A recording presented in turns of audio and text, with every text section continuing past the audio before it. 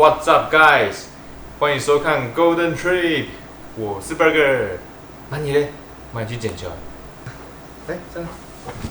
我这样子，这是 money， 就给你。我们的频道主要是在讲宠物如何出国，以及宠物世界旅游。如果你想知道怎么样带宠物出国不用隔离的话，一定要看到影片的最后哟。Hey, I got a confession. Been losing all momentum. Just because it's easy, but that don't make it better. I wanna dig my hands deep down in the dirt. Take a walk along the street if I'm feeling dessert. All of this convenience just doesn't work for me. I wanna play with fire, let me get hurt. Can we take it back to 95? Before we had this drama in our lives, just staring at the screen every day and night. I miss the rush of living in real life. Go get your DeLorean. What's up, guys？ 欢迎收看黄金之旅 Golden Trip， 我是 Burger， 还是 Money。这一期要来跟大家聊很兴奋的话题，就是如何带宠物出国。我相信很多人有跟我遇到一样的问题，就是一直希望带宠物出国，但是有时候觉得繁杂的手续啊，还有很多的文件要办，所以就一拖再拖，那就变成这个旅程变得遥遥无期。自从上次走完这个圣母峰 EBC 大本营之后啊，我就决定我一定要带着妈咪一起去，因为一路上的风景我都是一个人走着，我就会很希望我的狗狗能陪着我看到这一切，也参与这一切。那我今天来分享就分两个议题，一个是带宠物出国，另外一个是带宠物回国。那我觉得在台湾的这个法律上，其实带宠物出国是一件算蛮容易的事情。我觉得比较困难的是带宠物回国，因为台湾是属于一个小岛，在世界上这个宠物的规范、疾病的控管是比较严的，所以我们后面会来特别提到。那我先来讲如何带宠物出国。其实带宠物出国就是出口，因为宠物它是没有国籍的，我们就是等于是像做贸易一样，把狗狗出口到另外一个国家。举例说，我们要去美国，我就是把狗从台湾出口，再从美国把狗进口。那当然，如果你找宠物代办的话，它是属于非常方便的，但是它的费用的话就会比较高。Money， 现在讲宠物出国，你不想出去了是不是？应该这样子哦。不然我们就坐地上吧。那如果你是觉得时间比较紧迫的话，但又不想这么繁杂的手续，那其实宠物代办是一个不错的选择。那如果你有预算的考量，然后又有时间可以跟我一起研究的话，那我接下来就教你怎么样宠物自己自办出国。那第一个要注意的话，就是我觉得是宠物的身体状况。飞扬法规它就已经有规定说，你宠物一定要大于6个月，介于最好是不要超过8、9岁。Money的话，它现在是5岁多。这个身体健康检查，我会建议你去找兽医师来申办一个宠物健康证明，因为兽医的话，他会评估说这个宠物的状态，它适不适合搭飞机。搭飞机的话，对宠物来讲是一个非常耗体力的一件事情，所以有专业的人评估会比较好。那你也必须在起飞之前的7天去申请宠物的输出许可证，到动植物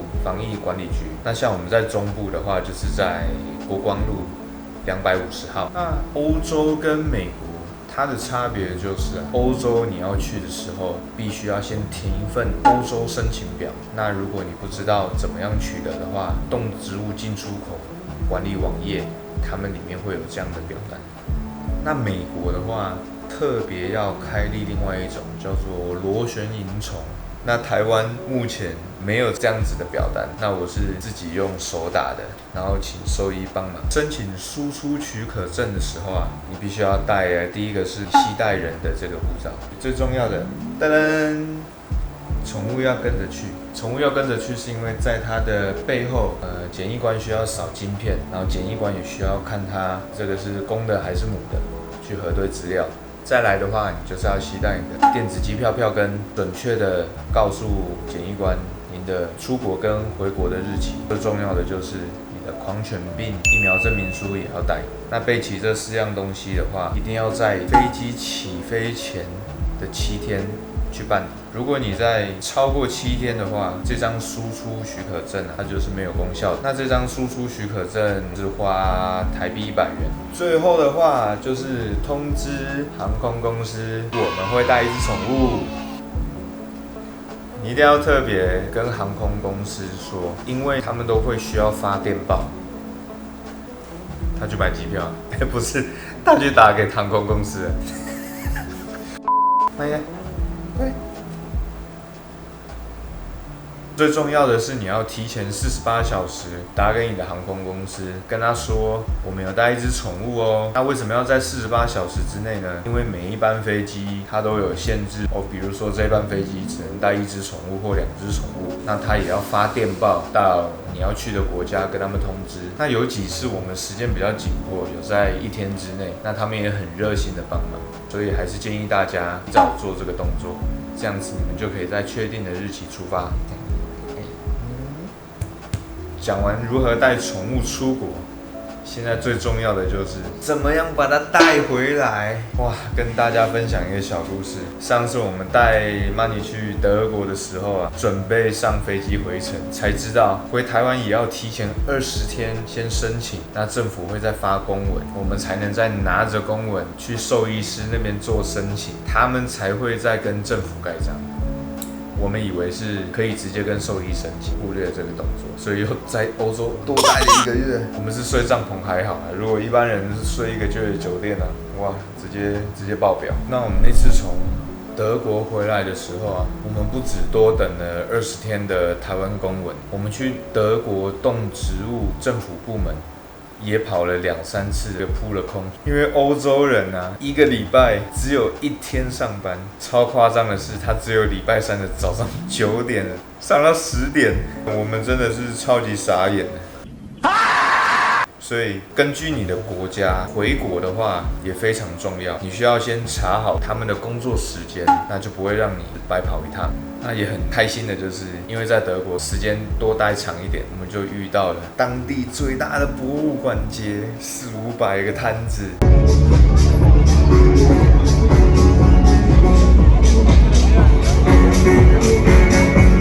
然后还有很棒的烟火秀。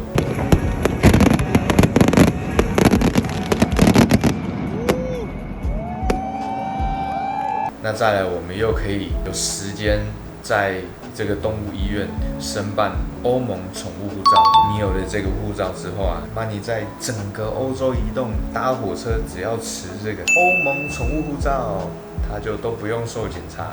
那印象特别深刻是从德国机场我们要回台湾的时候，他们的检疫官也很开心的在跟 Money 玩，那 Money 就在他自己专属的笼子里面。那最后再补充一下，当你一切都就绪的时候啊，就是要准备一个宠物运输笼。那这个笼子呢，必须要是宠物身长的1倍半，宠物肩宽的2倍，因为这样子它就可以在里面来转弯，然后来坐着。那这个笼子啊，一定要符合世界的标准，是 ITAT， 基本上的运输笼应该都会有这样子的标章。那你的毛小孩一开始一定会很不习惯，在第一次出国前2个礼拜，我们买了这个宠物运输笼，我晚上都会把我的头放在这个笼子里面，然后就会说哇，好酷哦，好舒服哦。那么你就会觉得，这个是新东西，这个感觉很高级。他从一开始就跟着我们一起抢宠物运输笼的睡，所以他完全不陌生。那也可以在里面放一些宠物的玩具，例如他的娃娃或是他的球球，这样子能让他的心情更能放松哦。你听到球球就这样子，这样球球啊，这样球球，其实我很幸运，Money 的身体他都是蛮健康的。那他至今已经累积了大概20趟的这个飞行经验，那在飞行的途中也都很稳定，也都有正常的喝水进食。那一开始第一次搭飞机的毛小孩，我建议只放一点点水就好，那尽量在他飞前的这个12小时也不要进食，这样才不会让他们太紧张。那回国也是一样，第一个，因为台湾的规定比较多，所以你要先在20天之前，在我们的这个动植物防疫局管理页面去申请宠物回国。那申请你需要就是填上你的护照号码、机票、票根，确定日期之后，你还要上传宠物的这个 Rabies 证明。就是狂犬病证明，20天之后，它就 email 到你的信箱，会有这个台湾发的公文。那这个台湾的公文就是你在台湾可以进口的允许，所以呢，你才能带着这个进口允许的申请函，它是中文跟英文都有的。比如说我们在美国拿给美国的兽医，那在美国的兽医又要符合美国的政府标准，就是 USDA， 所以你要找有特例与 USDA 合作的这个美国的兽医，那你就给他这个公文说，我有台湾的进口申请、进口许可，那他就会帮你来做一样全身健康检查，看他是公的还是母的，看他一切的状况适不适合搭飞机。那之后呢，他们就会用 FedEx 寄到你在美国的地址，他们不会经手这个文件，所以由政府直接寄一个美国出口宠物函。大家要记得美国出口宠物函回台湾的时候，一定要交给还没出境之前的动物检疫站，以及你的台湾公文一并给他。那如果你没有这样子做的话，你的宠物有可能会被退回原本要送回来的那个国家，这是我们最不希望见到的。那备好这2个公文之后，你才不会遇到6到15万的罚款，所以大家一定要特别记得。那相信你看到这边，在很期待我要告诉各位，宠物回国不用隔离，对吧？其实一直以来，我们都认为宠物只要出国回台湾就必须要隔离7天。那隔离7天它是有一个门槛的，如果你在90天之内来回的话，它是免隔离的。那你如果超过90天的话，它就是需要到动物检疫所隔离7天。像在中部的话，国光路250号，它就是有一个小笼子，加上一个小操场，每天就是会让它放风。我记得有一次 Money 去隔离，他们每天喂它吃那个羊肉罐头，哇，变胖了2-3公斤回来，也是算当休息啊。那我特别要讲的是说，90天之内，这个是非常关键的。我们有一次就是刚好抓90天，那回到台湾的凌晨是第91天的2个小时，那很遗憾的。就是必须照规定走，所以 Money 就去隔离了7天。假设说我们出国是1月1号，1月、2月、3月，我们就会认为说，3月底差不多是90天。但我会建议大家至少提前在90天的3天前。为什么要3天前呢？因为如果你去欧美的话，你光飞就是有大概1天的时差，那再来，万一你又有临时的一些行程变化，所以我建议你抓到2到3天，那这样子会比较安全的让宠物在90天内回来。90天回来有一个特别重要的，就是你必须要先在你出国之前办理宠物血清的测试。那血清的测试，你就是必须要把你宠物的血液抽出来，寄到台北的实验室，或是直接亲自去他那边抽血。那他会在1个月之内把验血的这个证书去寄给你。那在你申请宠物回台的公文的时候，你就可以选择宠物90天免隔离，就必须要附上宠物血清的证明。宠物的血清的证明大部分都是在欧美国家，他们验完之后再会寄回去给台湾的实验室，它的收费是比较高的，我印象中是12000元。但是它可以让你使用1年，让宠物无限的这个进出。它是台币的12000元，去年在国外差不多10个月，都是2个多月回来休息一下再出去，所以妈你就都不用隔离，就可以都跟爸爸一起进出。这样。那最后再跟大家提醒一下，假如你的狗狗只是需要出国2个礼拜或是3个礼拜，那也可以适用这个方法。但是你必须在宠物出国之前，不但同时办理了宠物输出许可证，跟申请宠物进口许可证2个一起申办。那在你出国的期间，他们就会提早的去帮你办理。联络方式我会留在下方，那大家可以参考。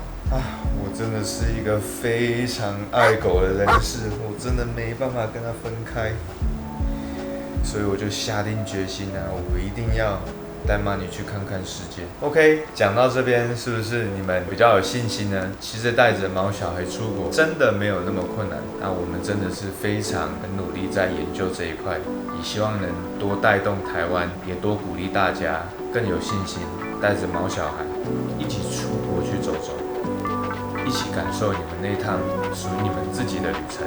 那也请在评论区下面告诉我，你们即将带毛小孩去哪一个国家呢？或是有任何问题，我们都会一一的为你解答。